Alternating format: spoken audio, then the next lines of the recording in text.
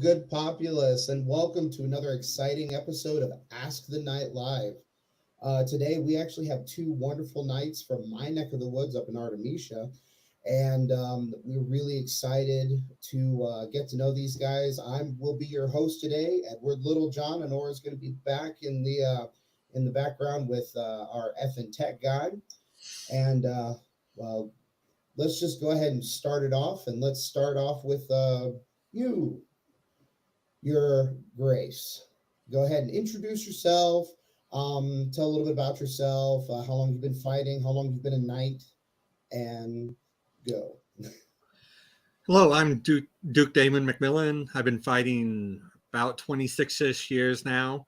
I'm coming up on my 20-year anniversary of being a knight in about 2 weeks now. It was at a Stray of War down in Aidenveld 20 years ago, back when it still existed. Yeah, I have a couple squires who have been knighted, one of which is with us here today. That's Sir Magnus. Hi, I'm Sir Magnus. I've been playing in the SCA for over 20 years, heavy fighting for roughly 8, 9, or 10, and I've been a knight for less than a year still. I can see Cheyenne. Hi, Cheyenne. And Rockmoot, Duke Damon, and Sir Magnus are so dreamy. Oh, yes, they are. So let's go ahead and start with our first question. How did you start in the SCA? This is going to be a very interesting question, especially for Duke Damon for 30 years ago. So I had an interesting... I thought it was interesting when I got started. I had known about the SCA for a few years in high school, and I'd never managed to go out to one. And one day I'm going downtown where I live, and there happened to be an event going on in the courthouse lawn at the time. So I ditched out on a meeting that I was supposed to go to, being the young high school kid that I was, and spent the day at the event instead. Do you remember which event that was, by any chance? I believe that might have been a crown. I do remember that the rapier fighters were doing a goblet-style tourney where they had to fight with full goblets in their offhand. Man, I may have autocrated that event. Now that you mention it. When I started, I moved to Billings right out of high school, and me and my best friend lived together, worked together, and were each other's only friends. So after a summer of that, we were desperate to find other people to hang out with. And another friend of his moved to town, who I was not the biggest fan of, but we were someone else to hang out with. We went over, and he sold him hard on the SCA for like 2.5 hours while I sat over in the corner. And at the end of it, he looked at me and said, "Oh yeah, you can come too." I was like, "You're damn right I can. I'm going to go to this. Check it out."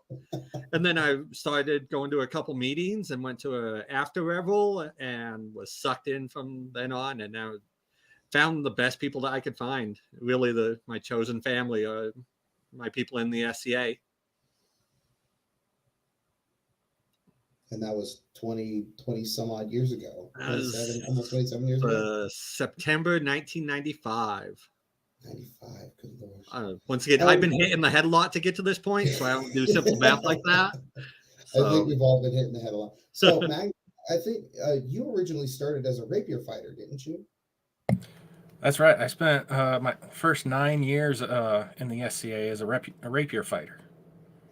9 years? Yeah. My gosh. Your footwork must be immaculate. I would hope so. All right. So what keeps you coming back? Grace? The people. The people are what keep me coming back. The dream. And these are the best people I can find. Just like any group, there are some people that nobody's going to get along with, and there are some people that don't get along with me, and that's how it is. But most of the people, I just love them. I love pursuing the dream. I love getting away from this modern world every so often, whether it's once a week at fighter practice or when we go camping at an event.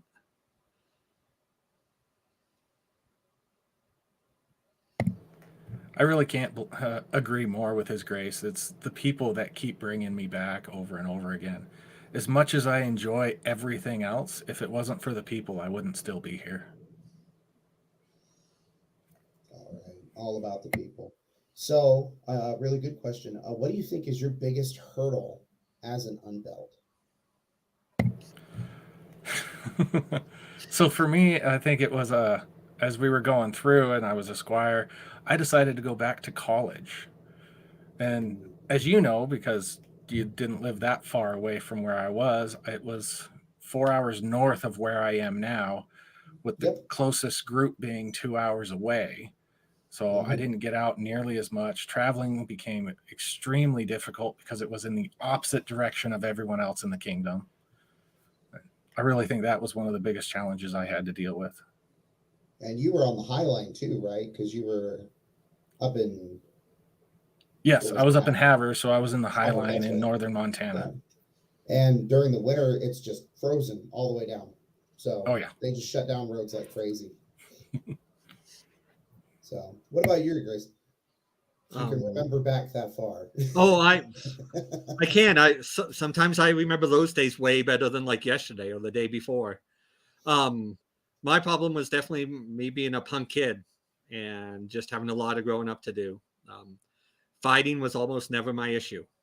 I was excelled on the field. It was the grace and courtesy and the getting out of my own way and understanding the game. It's more than just going out there and hitting each other with sticks.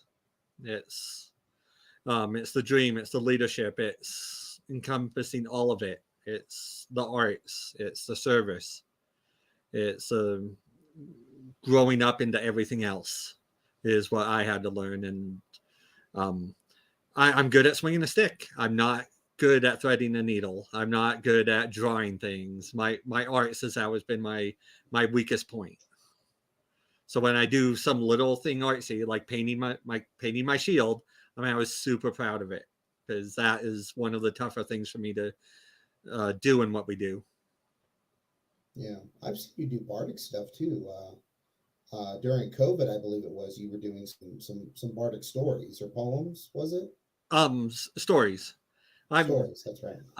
I'm working very hard today to not just go on a tangent because I can definitely get to talking, and I know that about me. So yeah, I definitely like to talk and tell stories.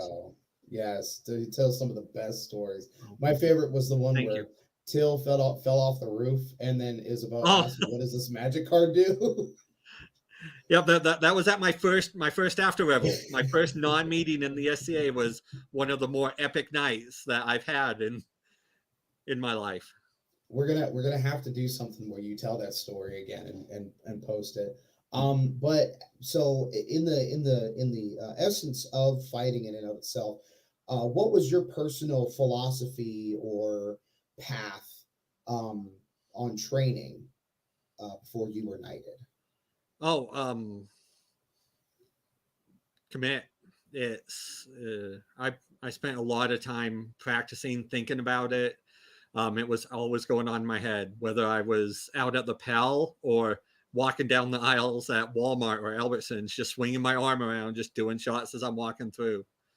I truly believe in being a warrior, going out and being able to pick up anything and going and excelling at it. I definitely was brought up as what was called a war knight or a melee knight because I can run a spear, and I've at least at one point was one of the best at doing it. I picked up the sword and shield kind of on that necessity because I was told to a lot. It's like, that's great. Now pick up a sword and shield.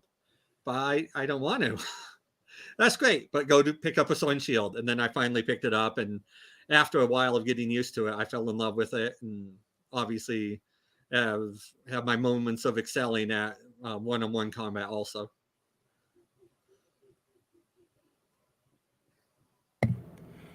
So starting off, it was just about having fun, and as I continued to go and I enjoyed what I was doing, I gradually started getting more and more into how it was done and what needed to be done, and thinking about it more. Um, I love the weapons. I'll pick up whatever I can and go and play with it, even if I've never seen it before, and I enjoy it beyond anything else. At this point, I watch YouTube to watch different fight videos. I'll see TikTok. His Grace even pointed out last week that I'll pull shots out of these social medias and we'll sit down and figure out how they work and make them useful for us. Okay. It's very different when you. Oh, go ahead, Your Grace. I was just going to say the one other thing that I wanted to stress on that is go out and fight. Go out and find people. Do whatever you have to do. I've traveled all over the known world to find the best fights that I could. Not because I thought I was going to do well, mostly because I knew I was going to go get beat up. But I was going to get beat up and they were going to teach me something. And if they wouldn't willingly teach me something, I'd pull it from the fight. Always work on learning. It doesn't matter if you win or lose. It matters if you get better at what you're doing. And constantly working on getting better is how you're going to get better. Some of my biggest plateaus are at the end of a war, just on the pickup field with some night while I can barely move my arms, but I'm just going. It's enough to break me out of whatever I was doing. So I was able to get off of that plateau and move forward. Okay.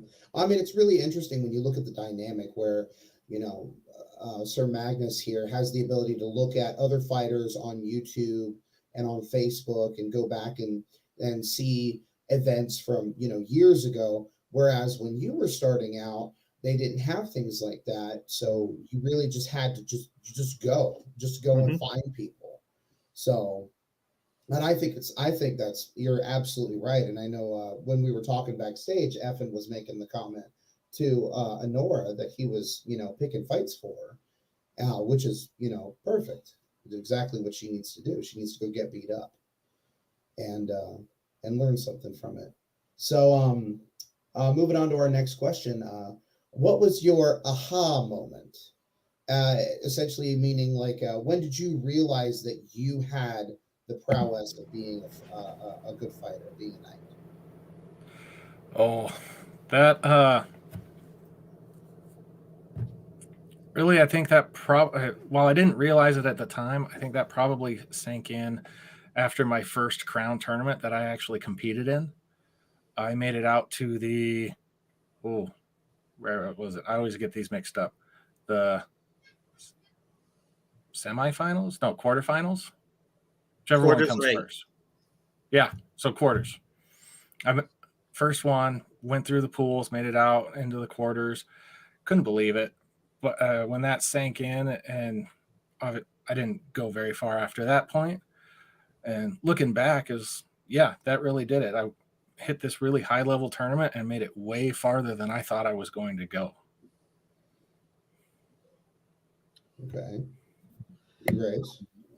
Mine was on the melee fields. I definitely, like I said, I was a punk kid and not smart enough to know that I shouldn't be pulling off the things I was pulling off.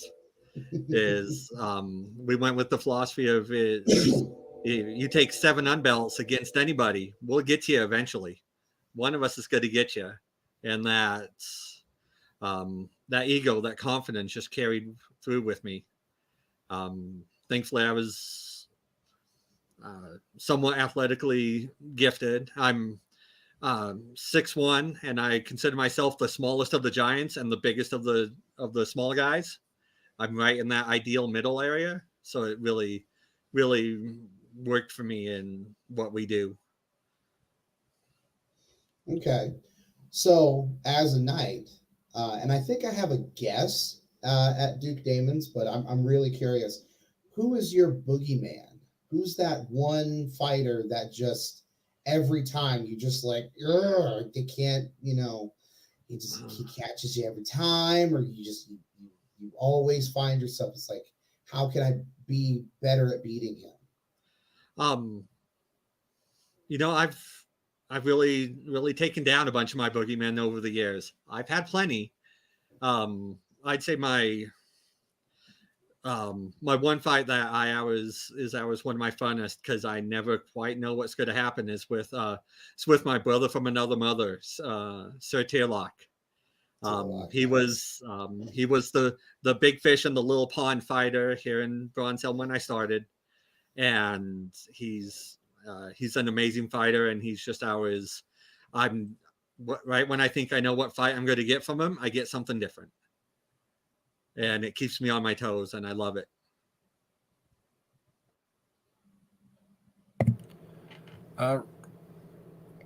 Really, it kind of seems like for me that it goes through a rotation of several people.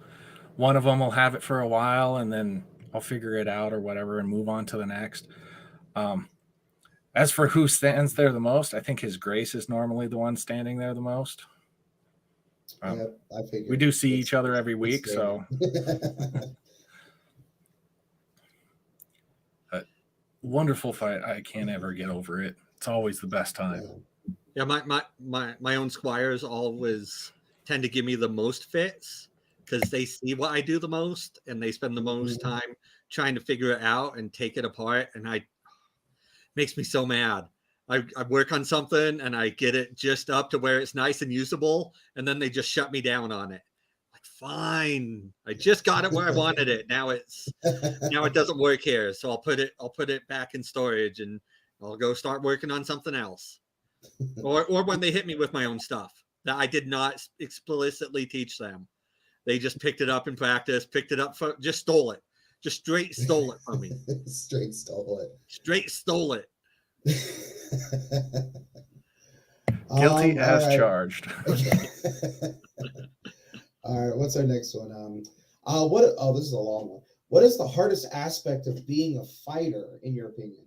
Is it the training? Is it the constant pursuit of tournaments? Or is it your stance in war? I think for a lot of people, it's kind of a mix between the training itself and then the pursuit of it. I see a lot of people often aren't pursuing the people who can train them as well as they can.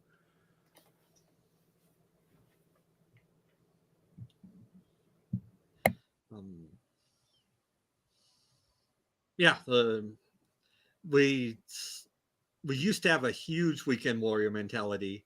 I like to think we have less of a weekend warrior mentality in the SCA, because just training during the week, 10 minutes a day, it's amazing how much even that little bit can give you an edge over people who only dust off their armor on the weekends, or every other weekend, or once a month. We have a lot of part-time sort of fighters that if you just put in a little bit of extra work, you can definitely get the jump on them. As I get up in age, is keeping yourself in decent enough shape and recovery, giving yourself a chance to recover from the war, or from the crown tournament, or from a huge weekend of fighting, is highly important.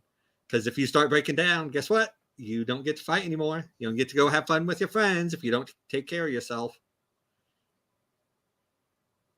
I know I definitely had that same issue with my shoulder, and I was so scared that, I hadn't even started on my journey and had a shoulder injury, and I was just so terrified of, am I going to be able to overcome it and get back on the field? And I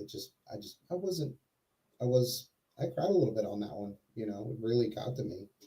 Oh gosh, I hate this question so much. All right. What does franchise mean to you? Also, how do you define it within the society? Okay. The hottest topic question in pretty much any circle that you'll find in the society, and I've been in a lot of them. For me, franchise is kind of that feeling, that look, that when you're at an event or on the field, you look at somebody and you go, that guy's a knight. It's like you don't have to look for the belt or chain. You don't have to look to see the accoutrement. It's how they carry themselves. It's how they lead fighters on the field. It's how they handle themselves in a tournament. It's how they help out a lady who's carrying something heavy, in that way of being helpful. Like I would say, ask twice. If somebody won't let you carry something after twice, then don't force them. It's like it's being respectful and there without being a pushy jerk about it. It's about knowing your persona and trying to get as close to it as you can on and off the field, at least most of the time. I mean, I'm all for people having different outfits for different stages. It gets kind of boring if you stay in the same set all the time for years.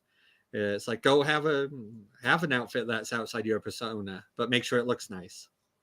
It's about how the other people perceive you, not just the knights, not just the fighters, but just the populace. It's like, if the populace can look at a group of people and go, hey, why isn't that guy a knight? Then that's franchise to me. Okay. Yeah, and I wholly agree. It's something you can see whether they're wearing the belt and chain or not. You can recognize it by how they act and how they carry themselves.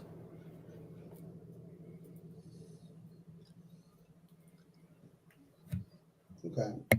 So, if you remember, what was the best advice that you got during at your vigil or at your elevation? I got a lot of advice at my vigil.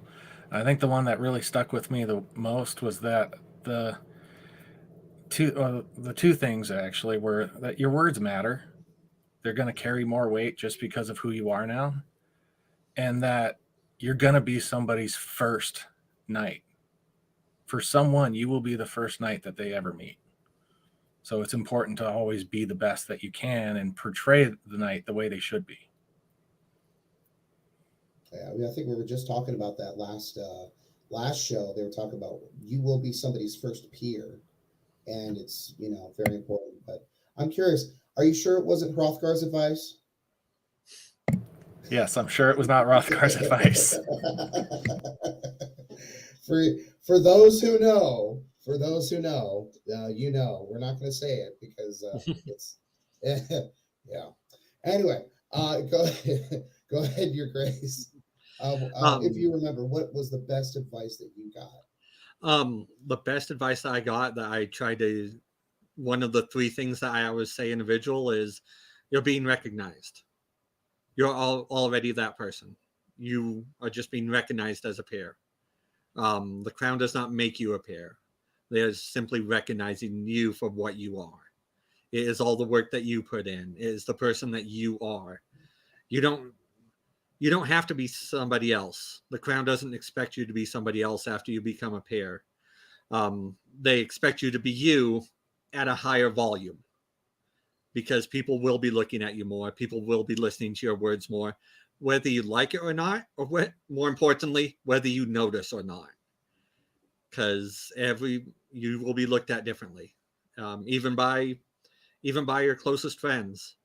I mean, they'll still know who you really are, but they'll look at you a bit different, and they'll give you the respect that a knight should have, at least out in public. So, do you think that the path to chivalry has changed over the years? And if so, how? And do you think it's for the better or for worse? Oh, right. I think the path is constantly changing. I think it changes all the time. I think it's dependent. I mean, the big way that it's changed is social media. Mm-hmm. Is you get seen a lot more. You make posts online on different formats that people see. There's a lot more connectivity because you're saying a lot more and seeing people a lot more than just a dozen times a year at an event. And like I say, it's the stuff that you do outside of events ends up pulling in more than I wish it should. I loved it when I did not know some of my best friends' real life mundane names of people I'd known for 15 years. You could put their names in front of me and I would have no idea what it was, what they did for a job, any of that. But that's part of how it has changed in the world. Some parts are better, some parts are worse. And I think it's a little bit, I think it's easier to get out there and be seen. Because you can post videos or make comments, or if you're not able to travel quite as much, it's another way for you to stay engaged and interact. But it makes it tougher because everything gets pulled into light. So it's more of a who you are as opposed to a if you're somebody who just puts up a persona of being a good guy on the weekend. Which, I mean, hey, I'm all for getting the jerks out. Let's keep the good people. Get rid of the super jerks. I mean, my level jerk is fine. It's just above my level of jerk. Yeah.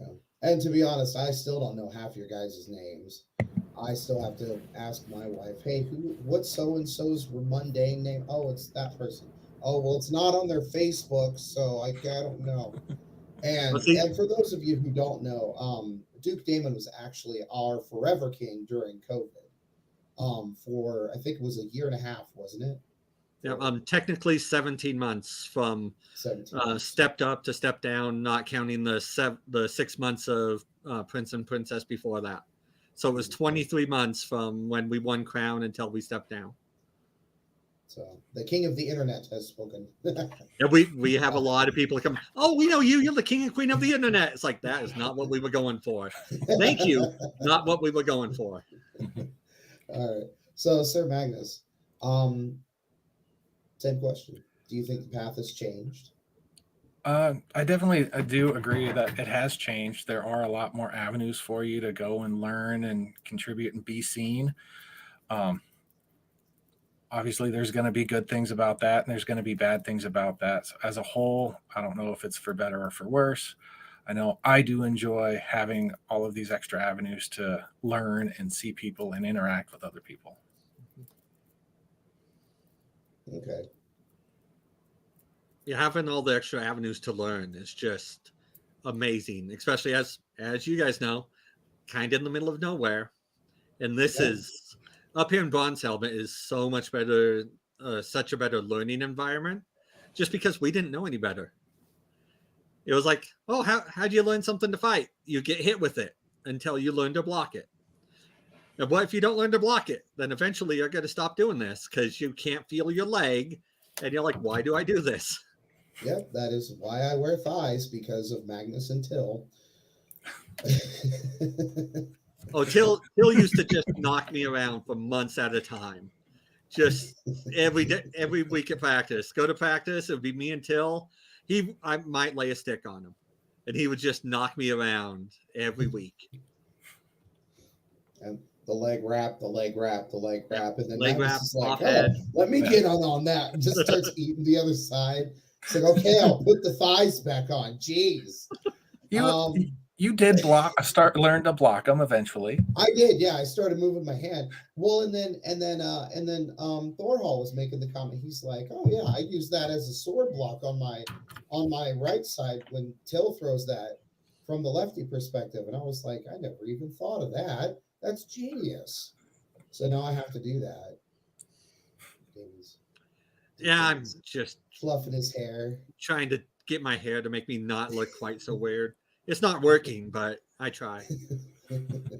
All right. Well, we are exactly at the halfway point, so we're going to start taking some audience participation questions, and awesome. We're going to start with I'm going to assume this is Vigdis from Artemisia.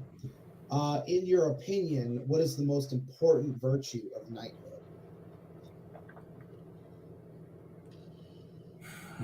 Sir Magnus.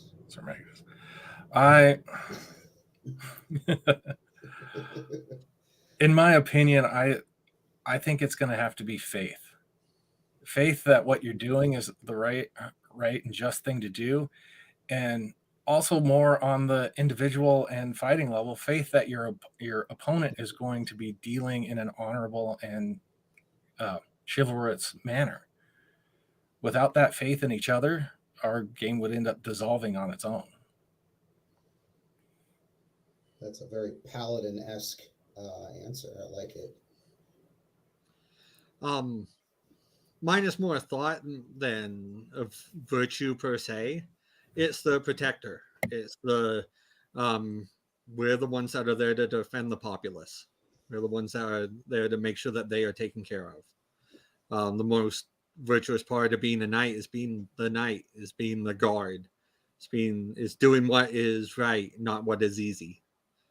Doesn't matter if it profits me. It matters if it profits the populace.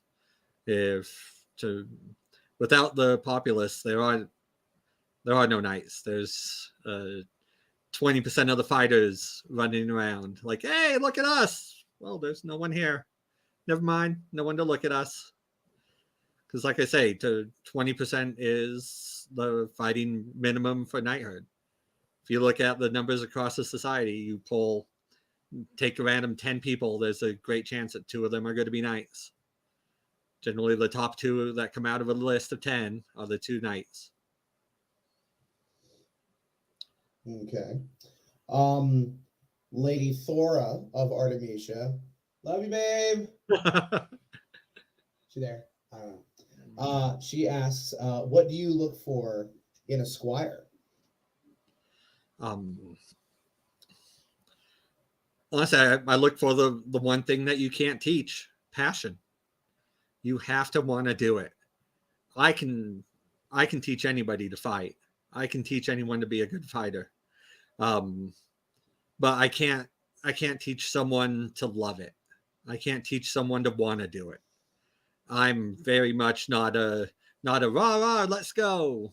I'm not a drag the horse to water sort of person. I'm like, you come to the water and I'll teach you how to drink.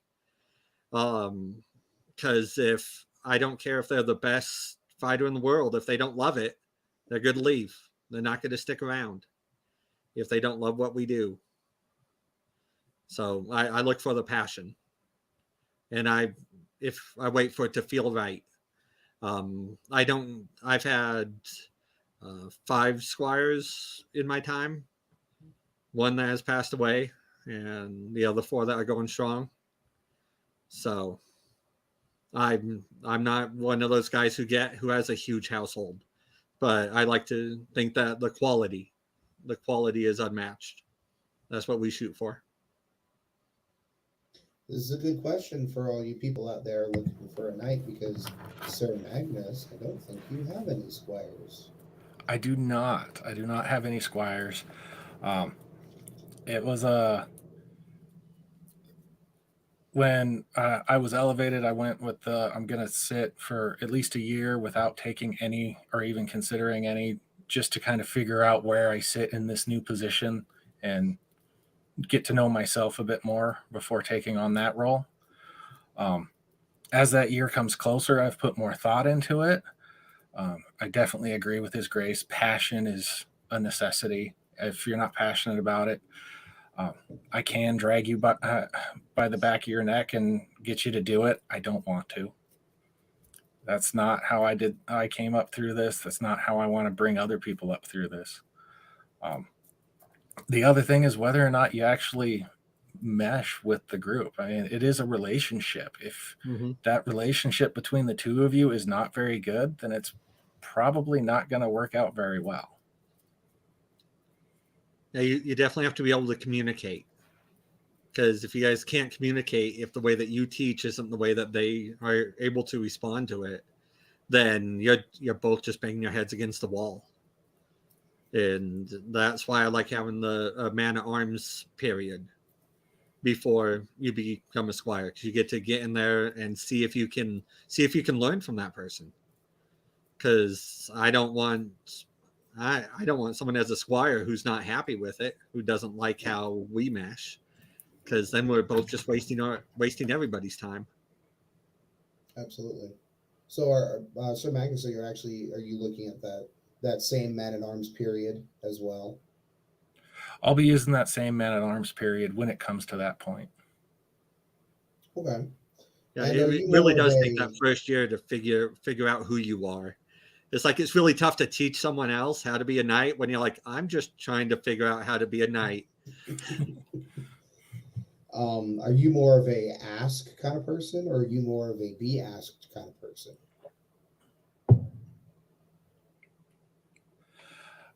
So I'm kind of both. When I first started looking, I had asked, and a wonderful knight. I've learned so much from him. Um, and while he sent me, and when I asked, he sent me on a quest. Essentially, was to go out within the next 12 months and ask as many knights as possible what it meant to be a knight. And while in that process, I was asked, and after some consideration and some deliberation, I decided to go with his grace and went that route. Okay. Yeah, I'm more of a. I don't have a set style as to whether I'm when it works, it works. When I feel like it's that relationship is starting to click, that's when I want to start having that conversation. I don't go out with a quota like, oh, I had a squire get knighted, I must go get 2 squires. No, it's not like that. It's, once again, I don't want to waste anybody's time, including my own. So if thankfully all the times that I've asked that people have accepted, they've all worked out wonderfully. I've definitely made a couple asks that have been rebuffed that, looking back, have been like, oh man, I am so happy that they said no.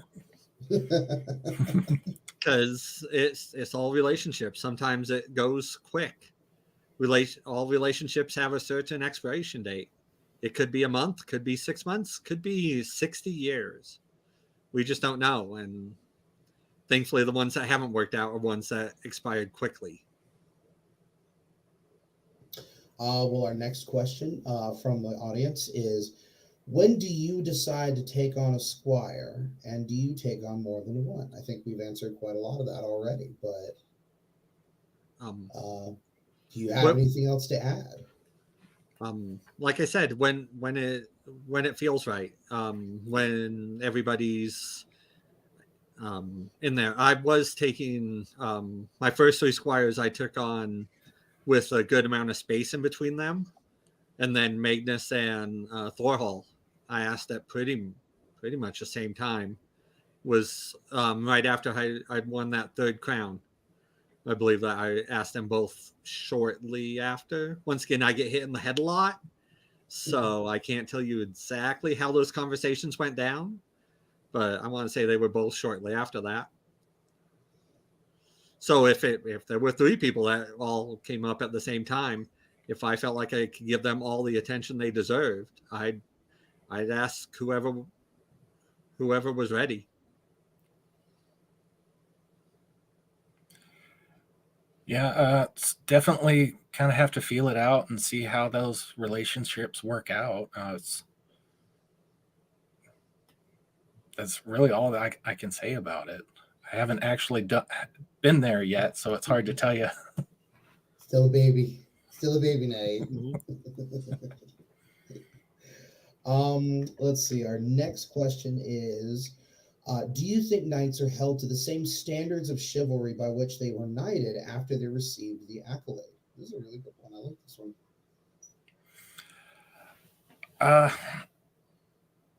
I would like to think that they are.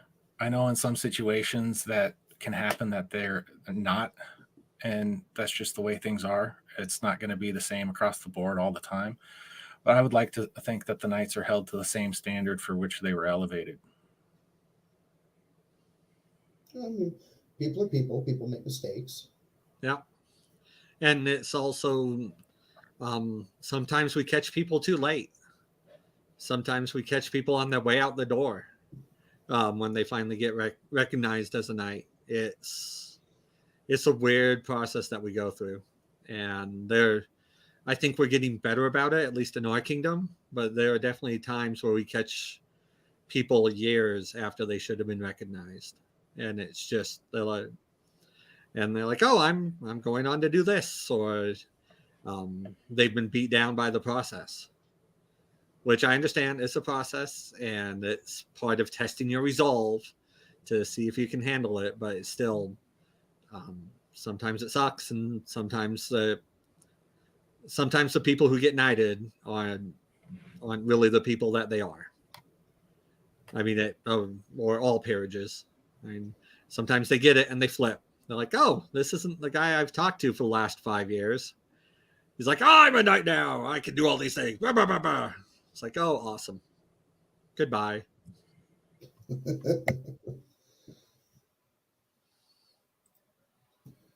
Alrighty, let's see. Our next question. What advice would you give to someone who has plateaued with their skill in a weapon style?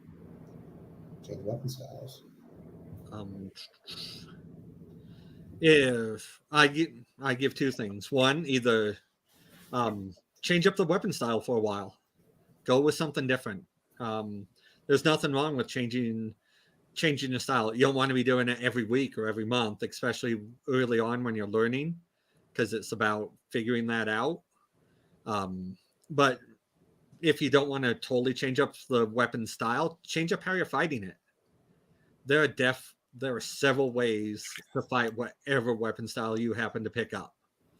And if you're not sure, like if your knight or the people around you all fight the same way, guess what? Like we said, we're in the modern age. Go to YouTube. Go find how other people are fighting it. I guarantee you'll find at least 6 different ways to fight the same thing that you're fighting. And there's a good chance that knocking it out into a different mindset will re-engage your brain and your body into doing what you're trying to do. Sir Magnus? I know in my own experience, changing up weapon styles for a little bit really does help you get over those plateaus. I know it's at one point I was having a very difficult time with movement. I needed to move more and I wasn't doing it. So I set down my oval and picked up a buckler for a year instead and fought just with the buckler and my sword. Really teaches you to move when you've got a 6-inch dinner plate. Is this the buckler story? Is there more to that? I'm curious. If there is, I don't remember what it is. She'll yell at me later if I'm wrong. Yell at him now. What's the buckler story? We want to know. So I'm kind of curious. I want to add on this a little bit. So for the longest time, all I had was a shield and a sword, and I had nothing else. So for someone who is kind of in that position where financially they're not able to get their hands on anything, they're really not able to make anything new, or maybe they don't have the appropriate protection equipment to change up styles.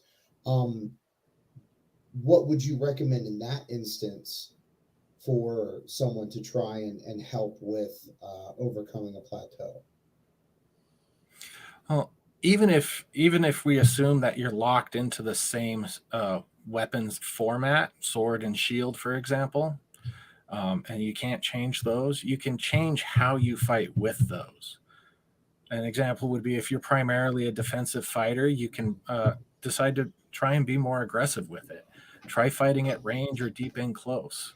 Switch your feet around. Just trying anything different, even if it's the same style, can help you break through those plateaus. It's not a surprise to me. My squire said the words I've said to him coming out of his mouth. So change how you fight. Change how you fight it. Change how you're fighting. My fighting style is an amalgamation of a bunch of times I fought different styles, all kind of woven into one that I can flex in and out of in any given fight. So it's important to take 3 practices and just try not to get hit. Like go defensive. See if that helps you. If it doesn't, do 3 more. If it doesn't, do 3 more. Just change your parameters. If the parameters are blocking you, change them. by whatever way that you can. Like you said, change the range, don't go out and be offensive. Just go out swinging. I get hit a lot. Yeah, but you're swinging and you're hitting a lot and you're doing something different. Let's see. Yep, Dealing Squire, Stealing Knight's advice. This one's a pretty good one. Are there any books or movies or any of the types of media that inspired you? Oh, I get inspiration from all over the place. My favorite movie that inspires me whenever I put it on is A Knight's Tale. Heath Ledger, a blonde kid out of nowhere, taking chivalry by the end of a blunted weapon. I'm like, oh, it just sings to me every time I watch it. Do you ever try to do the over the shoulder shot that he does when he's in the list with the long sword? I definitely do pull some interesting shots out during tournaments, especially when I get going and having some fun. It's fighting is, as much as it is a martial art and prowess, it's still a show. The populace is there to see something interesting, and I definitely like to change my fights depending on what's going on. If we're having a double-breasted round robin after the 10th or 12th fight in a row, I definitely want to do something different to mix it up, because I want to try to keep people engaged, because it is entertainment. I mean, you want to see fighting at the highest level, but you also want to see people having fun. And the populace wants to have fun. You just have to allow them to come in and do it. Almost messed that one up last tournament. Yeah, definitely Knight's Tale, 13th Warrior, really inspired and went with me. Absolutely loved reading The White Company. That book was amazing. If you haven't read it, definitely go read it. I can't read, so is it on Audible? She can read it to you. We know she can read. Yeah.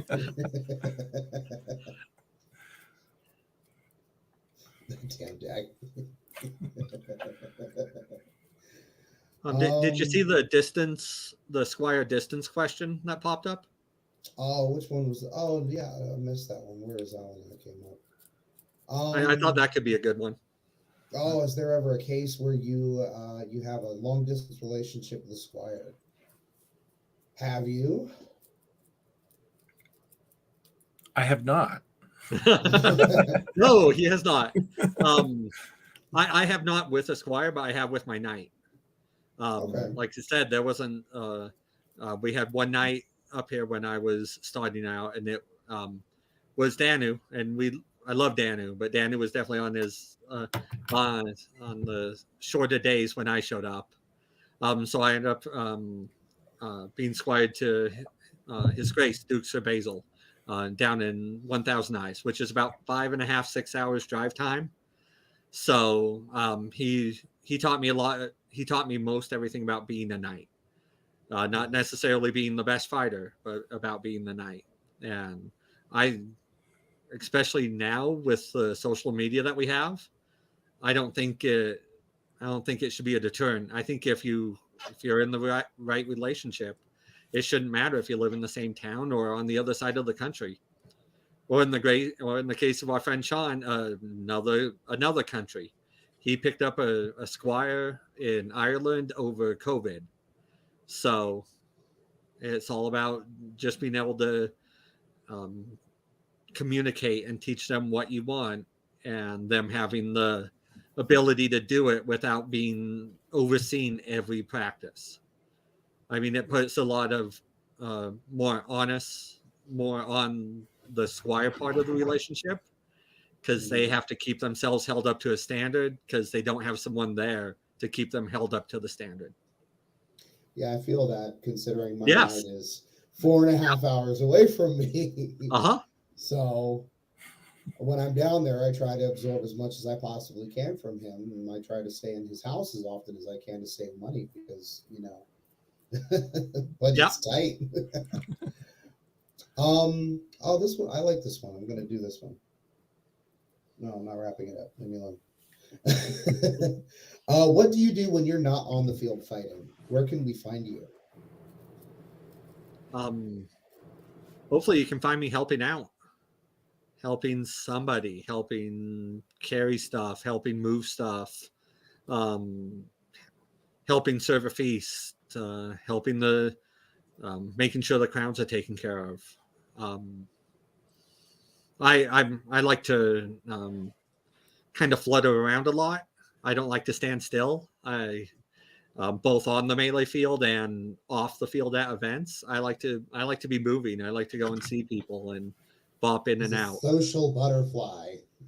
Yeah, I'm an introvert by trait, but in the SCA, I'm definitely a social butterfly. It's a weird situation I got myself in, to be in an extrovert role like I am. But a lot of times I'm like, can I just go and sit in a corner by myself and just breathe and get everyone away from me for a few minutes so I can refocus? But yeah, we're big on service.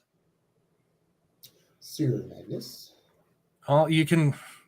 It kind of depends on the event and what's all going on. You can find, if I'm not busy doing something, you can usually find me helping somebody out or trying to find someone to help. I like to visit the artisans displays and support my lady as she does her art, and everyone else who's there. You can find me out on the archery field as well. I do enjoy going out there and flinging arrows with everybody. It's a great time. Or even if schedules don't clash, sometimes you can even find me out on the rapier field still. Mm-hmm.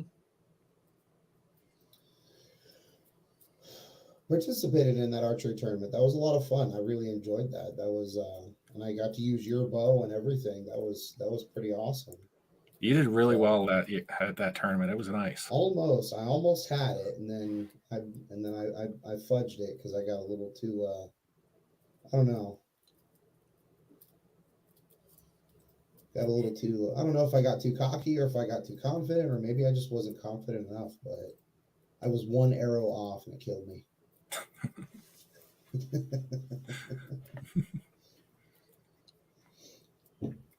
Alrighty. Well, I think we're going to go ahead and do the wrap-up question. This is Annora's favorite question ever since it came about. In your opinion, how well has the SCA prepared you for the zombie apocalypse? Well, I have learned quite a few new skills in the SCA. I've been able to work on my fletching, on my archery. I've started learning sewing. I've learned null binding and pottery and a whole bunch of other skills that would be helpful and whatnot. As far as the fighting goes, yeah, I like to fight. I always did. So I've got that going for me to begin with. But do you own a sword? Yes. Lots of them. Mm-hmm. There we go. I think that's a very important thing that a lot of people gloss over. You fight, but do you own a real sword? And do you also practice in your house swinging it in your underwear? I'm not allowed to practice swinging a real sword in my house. I don't know about y'all. I'm pretty sure Magnus isn't either. But I Not the real ones. I get in enough trouble for the rattan ones. Yeah, definitely survival skills. Definitely being able to live out without function without electricity and modern conveniences a lot more. There would definitely be a 6-foot two-handed greatsword in the case of zombies. Just just go right through them three or four at a time. Is that episode of Deadliest Warrior where he just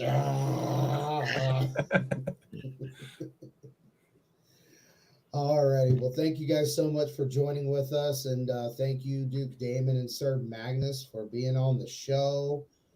Thank you, everybody in the chat, for asking questions. Swords never run out of ammunition. That is absolutely correct. Thank you for having us. I hope somebody got something out of this, and as always, if anybody needs our help, just let us know. Yeah, thanks for letting us be here, and as Grace said, if you need advice or want some help, just reach out to us. Yeah, always reach out to somebody. You never know if they're going to talk back to you. Before we go, we have a few more events or shows coming up on Sunday, February 5th at 9 a.m. We have Coffee with Cal, Speaking Out and Standing Up. And then 6 p.m. we have Coffee with, is that another Coffee with Cal? A 6 p.m. Coffee with Cal? My gosh, how much coffee does this guy drink? On then Thursday, February 16th, 6 p.m., three former fat guys. Oh, got it. 6 p.m. Is Road to Retention. And then the next Ask the Night is February 8th. And who is that with? Duke Camerick. And there's always two. Come on, Effin. Come on, Effin. Sir Breathlin. Okay. All right. Thank you so much, everybody. It was wonderful having you. Thank you so much in the comments. And I hope you have a wonderful night. And for the one person that said hello in Lowcock, I hope you have a wonderful day. Bye, everybody.